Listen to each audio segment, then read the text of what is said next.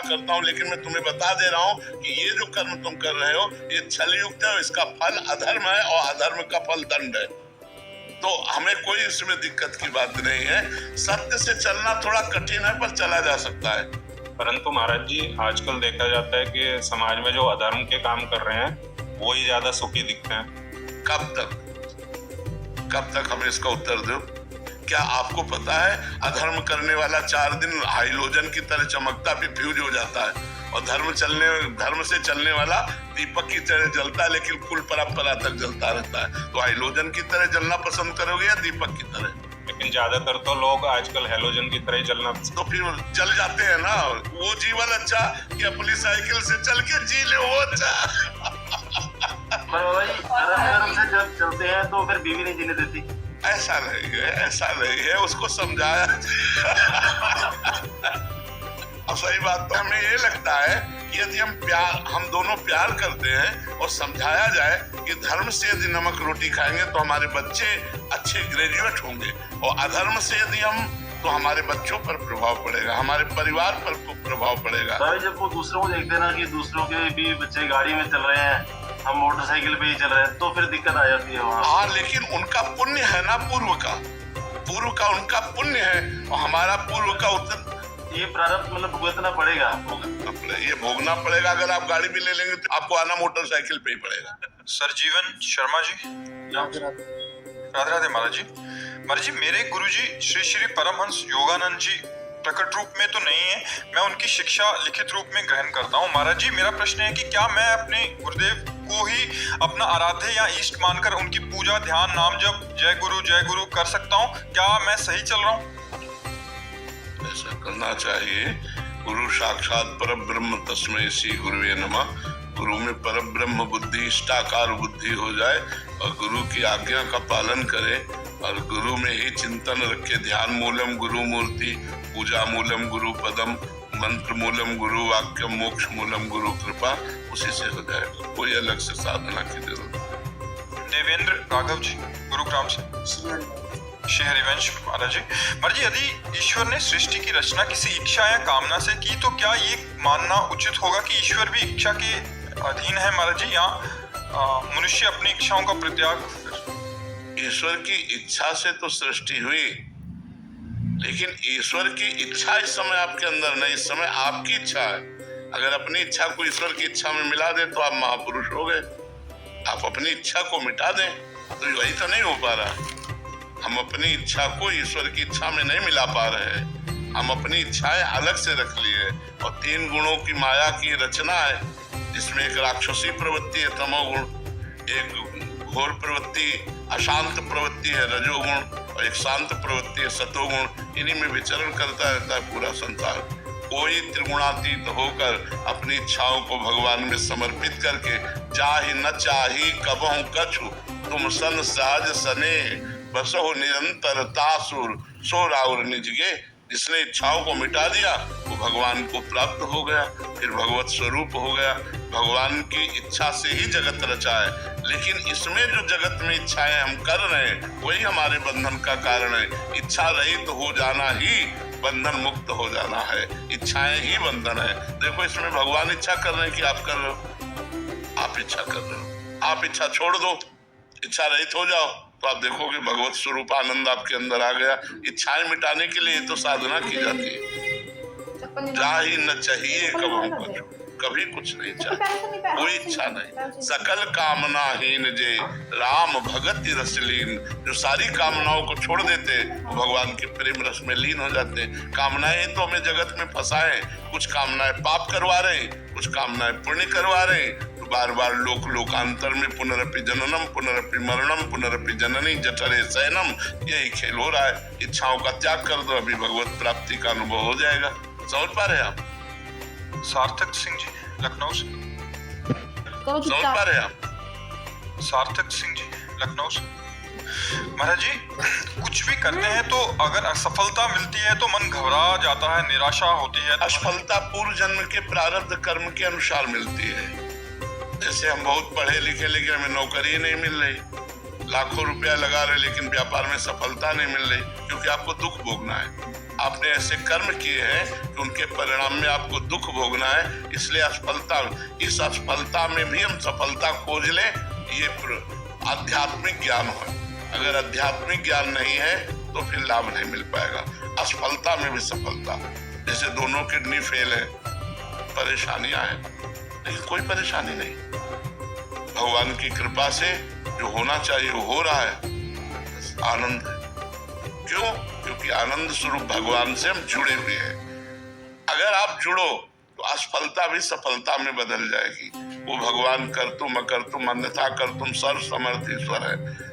देखो सुदामा जी का प्रारब्ध 3-3 4-4 दिन भोजन नहीं मिलता था और श्री कृष्ण की कृपा सुदामापुरी बना दी।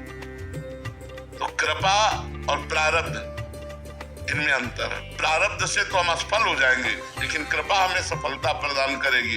इसलिए हमें नाम जप करना चाहिए, अच्छे आचरण करना चाहिए और परोपकार करना चाहिए, दूसरे जीवों को सुख प्रदान करना चाहिए। इससे बहुत जल्दी भगवान की कृपा हमारे ऊपर हो जाएगी और हम मंगलमय सफलता को प्राप्त हो जाएंगे। श्री राम द्विवेदी जी, श्री हरिवंश महाराज जी, महाराज जी क्या कभी भी किसी भी भगवान का चिंतन हो, किसी भी प्रकार का, जैसे भगवान के भजन होते हैं या कीर्तन माना जाएगा? महाराज जी कह रहे हैं कि हनुमान जी, मारुति जी, जय माता दी, जय सिया राम, राधा कृष्ण, ये सब नाम के अंतर्गत आते हैं। ये प्रारंभिक बातें हैं, प्रारंभिक बातें। भजन का स्वरूप तो ये है कि एक नाम पकड़ लिया और 6 घंटे उसी पे आए। राम पकड़ लिया तो राम राम राम राम राम राम 6 घंटे राम जपे, तब जाके नशा चढ़ता है, प्रारब्ध भंग होते हैं, पापों का नाश होता है। ये प्रारंभिक है कि जब जो मन आया सो पाठ कर लिया, जब जो मन आया सो नाम जप कर लिया। लेकिन आगे अगर बढ़ना है तो किसी एक नाम को लेकर 5-6 घंटे 8 घंटे उठते बैठते चलते फिरते कार्य करते हुए एकाग्रता पूर्वक जपिए, धीरे धीरे 24 घंटे लाइए, फिर आप देखिए चमत्कार नाम का। कृष्णा मित्तल जी अलीगढ़ से, राधे राधे महाराज जी। महाराज जी मैं नाम जप करता हूँ पर रातों में रोता हूँ, क्योंकि भगवान इतनी परीक्षाएं लेते हैं कि मैं हार मान लेता हूँ, भगवान सुनते ही नहीं है महाराज जी। नहीं, ऐसी बात नहीं, भगवान सुन रहे हैं, पर हमारे पाप कर्म है उनको भुगता रहे हैं। अवश्य में वो भोक्तव्यम कृतम कर्म शुभाशुभम। सुन तो रहे यार, हृदय में बैठे सुन रहे हैं, पर सुनकर भी अनसुनी कर रहे हैं, क्योंकि आपने उनकी बात नहीं सुनी, शास्त्र आज्ञा नहीं मानी, मनमानी पापाचरण किए, तो अब वो तुम्हारी सुन रहे हैं पर सुन के भी अनसुनी कर रहे हैं कि भोग लो, पवित्र हो जाओ। अपने जो कर्म किया है अवश्य में भोक्तव्यम कृतम कर्म शुभाशुभम, भोगना पड़ेगा, सबको भोगना पड़ता है, बड़े बड़े संतों को भोगना पड़ता है। इसलिए होश से कर्म करो, कहीं कोई पाप कर्म न बन जाए जिसका परिणाम हमें दुख भोगना पड़े। सावधानी से कर्म करो, मनुष्य जीवन बहुत सावधानी के लिए मिला है, मनमानी आचरण करने के लिए नहीं मिला। शास्त्र से प्रमाणित कर्म करोगे तो सदैव सुखी रहोगे, आनंदित रहोगे, शास्त्र विरुद्ध कर्म करोगे तो दुखी रहोगे, शोकित रहोगे। महाराज जी क्या गलत तरीके से कमाए हुए पैसे से अगर हम सर्वनाश, परिवार बच्चे सब बिगड़ जाएंगे, अशांति पैदा हो जाएगी, परिणाम में सब नष्ट हो जाएगा। इसलिए होश में रहो, धर्म से कमाओ, नमक रोटी खाओ, चैन से जियो। अधर्म से कमाओगे, रबड़ी खाओगे, आते फट जाएंगी आज नहीं तो कल, पक्का समझ लो। इसलिए अधर्म के पैसे से बचो, शॉर्टकट में करोड़पति बनने की कोशिश मत करो, मेहनत से कमाओ। और मेहनत से कमाई से अगर साइकिल से भी चलोगे तो तुम्हारी रौब है, शान है, तुम घर में जाओगे चैन से व्यवहार होगा। और अधर्म से कमाओगे, पत्नी पुत्र परिवार सब कलह, सब अशांति, एक दिन देखना जाएगा। इसलिए भगवान का जो बनाया हुआ मार्ग है उसी पे चलो तो सुख और शांति मिलेगी, अधर्म से नहीं। क्यों प्रेम कर दे तो देखो अर्जुन ऊंचे पे बैठे हैं और भगवान सारथी पद पे बैठे हैं। कहाँ भगवान और कहाँ अर्जुन? तो भगवान इतने प्रेम पिपासु हैं कि अपने भक्त के चरण दाबते हैं, इतने प्रेम पिपासु हैं अपने भक्त के लिए संधि दूत बन जाते हैं पांडवों के लिए। तो ये प्रेम की उनकी महिमा है। बछड़ा संग गाय, जैसे बछड़ा के पीछे पीछे गाय घूमती, ऐसे भक्तों के पीछे भगवान डोलते हैं। ये प्रेम है, इसीलिए तो भगवान जैसा प्रेमी कौन होगा? प्रीति की रीति रंगीलो ही जाने। प्रेम में कभी तृप्ति नहीं होती। प्रेम सदा बड़े वो करे जो कबहु न शेष। इसमें कभी पूर्णिमा नहीं आती और कभी शेष बचता नहीं और प्रतिक्षण वर्धमान रहता है। तन मन के बिछुरे नहीं, पर चाह बढ़े दिन रैन और कबहु संजोग न माने। देखें भरी भरी नैन, कैसे समझोगे? अलवरात मिलवे को निस दिन मिले ही रहे, मनो कबहु मिले ना। भगवत रसिक रसिक की बातें रसिक बिना को समझ सकेला। ये प्रेम अगूढ़ वस्तु है, हृदय में प्रकाशित हो जाए तो है बहुत, सब में प्रकाशित है इसलिए, और इतना गूढ़ है कि कोई जान नहीं पाता, और इतना गूढ़ है कि सब में प्रेम प्रकाशित है। पर वो देह में आ गया, वो वस्तुओं में आ गया, वो धन में आ गया, मकान में आ गया, यहाँ प्रेम बट गया। परिवार के रिश्ते नातों में तो वो मोह हो गया, और वही जब समेट कर भगवान की तरफ लगाया जाता है तो प्रेम हो जाता है। हमारे थोड़ा प्रेम आता है, भगवान प्रेम समुद्र है, इसलिए वो झुक जाते हैं, भक्त के आगे झुक जाते हैं। थोड़े प्रेम, झुकता कौन है? जिसके प्रेम अधिक होता है, वही प्रेम में वही हारता है जो बड़ा प्रेमी होता है। प्रेम में वही हारता है जो बड़ा प्रेमी होता है, वही झुकता है जो बड़ा प्रेमी होता है। पहले जो बोले वही बड़ा प्रेमी होता है। तो भगवान जगह जगह भक्तों की सेवा में देखे गए। तो श्री जी की बात तो अलग है, वो तो प्रेम का साक्षात मूर्तिमान समुद्र है। सांद्रानंद घन प्रेम मूर्ति किशोरी, उनकी तो बात ही अलग है। लालजू के हृदय का मूर्तिमान प्रेम ही राधा है। राधा कौन है? लालजू के हृदय का मूर्तिमान प्रेम आह्लाद ही राधा है। जी प्रेमी भक्तों के हृदय में अपूर्णता का अनुभव होता रहता है। हाँ, पूरे जीवन भर अपूर्णता का अनुभव होता है। भजन का अभाव अनुभव होता है कि अभी वो भजन नहीं हो रहा जो होना चाहिए। प्रेम में रो रहे हैं पर उनको ये पता नहीं होता कि मेरे अंदर प्रेम है। बस ये कह रहे कोई कृपा करे हमें भगवान से प्रेम हो जाए। अगर कोई दूसरा देखना चाहे तो कैसे देख सकता है महाराज जी? हाँ, दूसरा समझ सकता है। जहाँ भगवान की लीला कथा गुण का वर्णन हुआ तो उनकी आकृति बदलने लगेगी, रोमांच होने लगेगा, उनमें भाव दशाएं आने लगेगी। ऐसे परिचय प्राप्त किया। और अगर खुद कभी अनुभव करना चाहे कि प्रेम जागृत अहम नहीं होता, इसलिए अनुभव नहीं होगा। अहम नहीं होता ना, हम में तो अनुभव होता है कि मैं प्रेमी। अब वो अहम तो अंतर ध्यान हो गया, तो प्रेम का अनुभव कौन करे? इसलिए वो रोते रहते हैं प्रेम के लिए कि मुझे प्रेम प्राप्त हो जाए।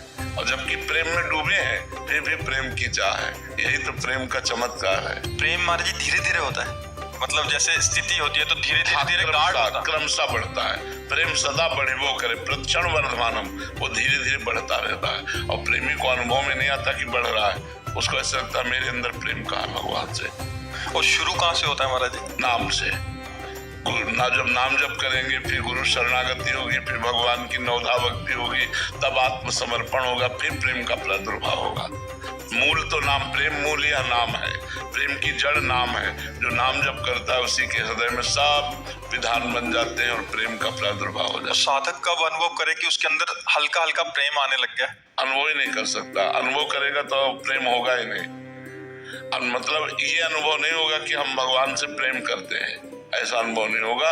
हृदय द्रवित हो रहा है, अश्रु प्रवाह हो रहा है, पर उसको लग रहा है मुझ दीन पर कृपा हो जाए कि भगवान से प्रेम हो जाए। यही प्रेम है उसके अंदर। और वो चिल्ला चिल्ला कर रोने लगता है, कोई कृपा करे, भगवान कृपा करो, मुझे अधम पर कृपा करो, जिससे आपसे प्रेम हो जाए, आपका नाम जप कर लूं, प्रभु कृपा करो। बस वो रोता रहता है, यही प्रेम है। और उसको प्रेम के अभाव में रोना आता है जी। राहुल पाठक जी फरीदाबाद से। राधे राधे गुरु। राधे राधे महाराज जी। महाराज जी मुझे कर्म प्रधान होना चाहिए या भाव प्रधान? अब अपने अपने हृदय की बात है बच्चा, अलग अलग हृदय की रचना है। कोई हृदय कर्म प्रधान होता है, कोई हृदय भाव प्रधान होता है। तो तुम्हारा हृदय क्या है वो तो तुम देखोगे ना, कि तुम्हारी कर्म में प्रवृत्ति अधिक है या बैठ करके भाव बनाने में अधिक प्रवृत्ति है। महाराज जी मेरा क्वेश्चन ये है कि सहज भाव से हमें प्राप्ति कैसे होगी? जैसे सबरी और मीरा ने भाव की प्रधानता रखी। नाम से भाव पैदा होता है। आप हम ऊपर यही कह रहे थे कि मन बड़ा चंचल और मलिन है।